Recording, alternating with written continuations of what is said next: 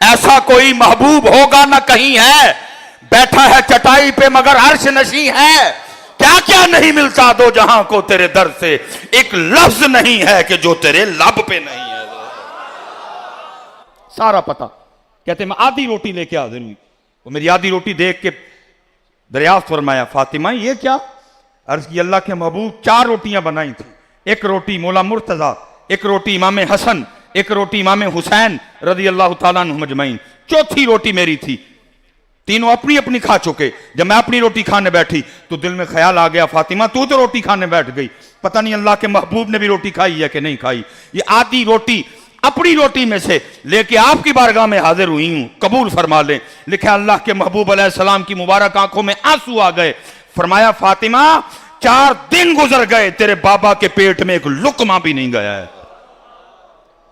लेकिन इत्थे क्या हुआ? कौम फंस गई रोटी में। कौम ने अपना सारा कुछ ही रोटी को बना डाला। कौम का दिन रोटी, कौम का दोपहर रोटी, कौम की रात रोटी, कौम का मजहब रोटी, कौम का मसलक रोटी है। यह भी देखना जी, लंगर का बंदोबस्त है जी। बात देखना कितनी सोहनी महफल है।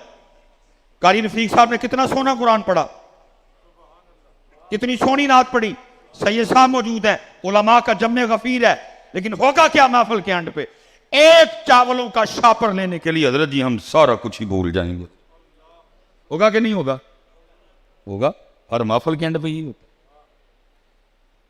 और वहां क्या है, मालिक कौनैन होने के बावजूद 4 दिन गुजर गए और शिकमे मुबारक में एक लुकमा भी। क्यों? इसलिए कि कल मेरी कौम रोटी पे न बिके। हजरत मेरी उम्मत रोटी के लिए ईमान न बेचे है। ये हजरत ये बैठे थे जी, वो वैसे भी बैठे हुए। हजरत सैयदना वैसे करनी रज़ी अल्लाह तआला, ये हजरत के लिए कोई स्पेशल डिशें नहीं पका करती थी। लिखा है किताबों में जी, लोगों के वो फेंके हुए फल और वो सब्जियां जो इस्तेमाल के काबिल नहीं रहती थी, क्योंकि फ्रिजें तो होती नहीं थी, चीज़ों को ज़्यादा दिन तक महफूज नहीं किया जा सकता, जो लोग फेंक देते थे। हजरत क्या करना, हजरत सैयदना वैसे करनी रज़ी अल्लाह तआला ने वो फल, वो सब्जियां उठानी, गला हुआ हिस्सा उतारना और बाकी जो हिस्सा बच जाना उसको पाक करके ना हजरत वैसे करनी रज़ी अल्लाह तआला अन्हु वो खाया करते थे। वो लिखा है एक दिन अब वो रूढ़ी से ना अपना वो खाना तलाश कर रहे थे।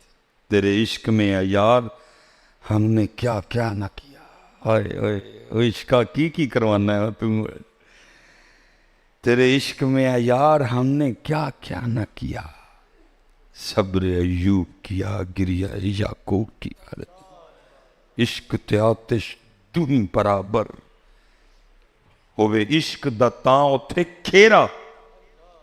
आतिश साड़े कख ते कनेड़ा ते इश्क साड़े दिल जेड़ा। फिर खुद ही ख्वाजा गुलाम फरीद सवाल करते हैं, फरमाते हो आतिश नूं ते पानी बुझावे, दसो इश्क दा दारू केड़ा। सवाल भी खुद ही, जवाब भी खुद ही। आतिश नूं ते पानी बुझावे, दसो इश्क दा दारू केड़ा। ओए गुलाम फरीदा उथे कख नहीं बचदा जिथे इश्क दा हो जे डेरा। वाह, इश्का की करवाना। वो लिखा जी हजरत सैयदना वैसे करनी रज़ी अल्लाह तआला अन्हु वो अपना खाना तलाश कर रहे थे। हजरत थोड़ा हट के ना एक कुत्ता भी अपना खाना तलाश कर रहा था।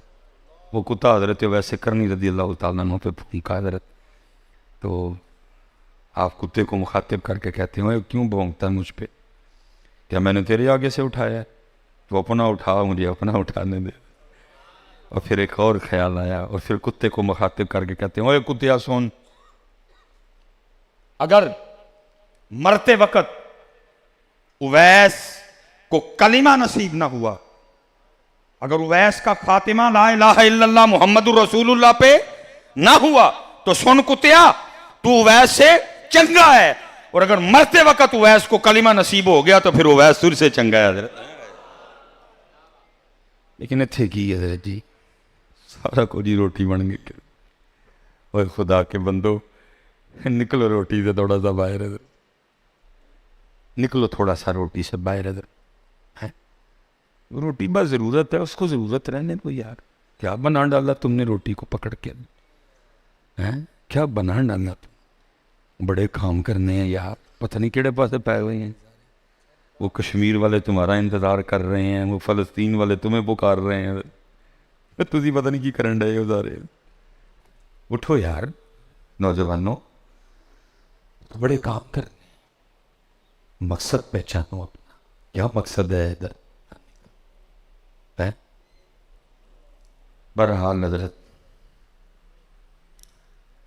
मैं पीछे भी कह के आया हूँ हजरत, 2017 में ना वो पहली बार इकरफ नवाजी, पहली बार हम गए इधर, तो सौर शरीफ पे जाने का मौका जब आया, मैं आपको क्या बताऊं कि क्या उस वक़्त कैफियत थी। हमने जूती भी उतारी है इधर, वो लोग ना चल के जाते हैं। 2017 उस वक़्त उम्र भी तकरीबन को 32-33 साल थी। हजरत जी हम भागते हुए गए हो इतना, मैं हजरत तकरीबन कोई अभी आधा फासला तय किया होगा, ऊपर से ना को 2-3 नौजवान आ रहे थे, वो उन्होंने वो नीचे जॉगर लॉन्ग निकर और ऊपर उन्होंने टी शर्ट पहन रखी। मैंने हजरत वो अंदाज़ा किया कि ये तुर्की से होंगे हजरत।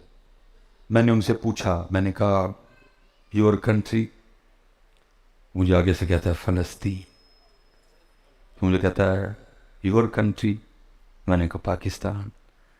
इससे ज़्यादा हजरत उसकी और मेरी आपस में कोई गुफ्तगू नहीं, क्योंकि उसे मेरी ज़ुबान नहीं आती थी, मुझे उसकी नहीं आती। हो सकता है उसको अच्छी इंग्लिश आती हो, लेकिन मुझे इतनी नहीं आती थी कि मैं उसको आगे इंग्लिश में जवाब भी दे सकता। इसके अलावा हमारी आपस में कोई बात नहीं। हम मस्जिद में बैठे, लेकिन हजरत एक दूसरे की ज़ुबान ना आने के बावजूद भी उसने मुझे अपना दुख बता दिया, मैंने उसे अपना दुख बता दिया। और हजरत हम गले लग के इतना रोए कि मैं आपको बता नहीं सकता। वो मुझे नहीं कह सका कि मस्जिद अक्सा की क्या कैफियत है इस वक्त, फ़लस्तीन की क्या कैफियत, वो मुझे कुछ नहीं पता। मुझे नहीं बता सका कि जहाँ कभी हमारे नबी पाक अलैहिस्सलाम ने सारे अंबिया की नमाज में इमामत फरमाई थी, वहाँ पे वो नमाज भी नहीं पढ़ने देते, उसने तो मुझे कहा कोई। लेकिन हज़रत जी ऐसे लगा जैसे दुख सा गया।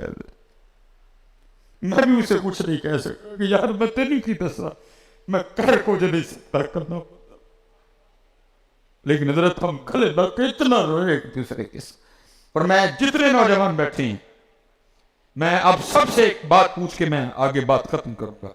सच बताना पुत्र, इस 27 रजब को जब मेरे नबी पाक अलैहिस्सलाम ने जनाब सैयदुना आदम अला नबी अलैहिस्सलाम से लेकर सैयदुना ईसा रूहुल्लाह अलैहिस्सलाम तक जितने अंबिया थे सलामुल्लाहि तआला अलैहि मजमाइन, सबको नमाज पढ़ाई। वो रात जब इस साल फिर आई 27 रजब शरीफ, तो सच बताना हजरत, क्या रो रो के मस्जिद अक्सा ने नबी पाक अलैहिस्सलाम को नहीं पुकारा होगा?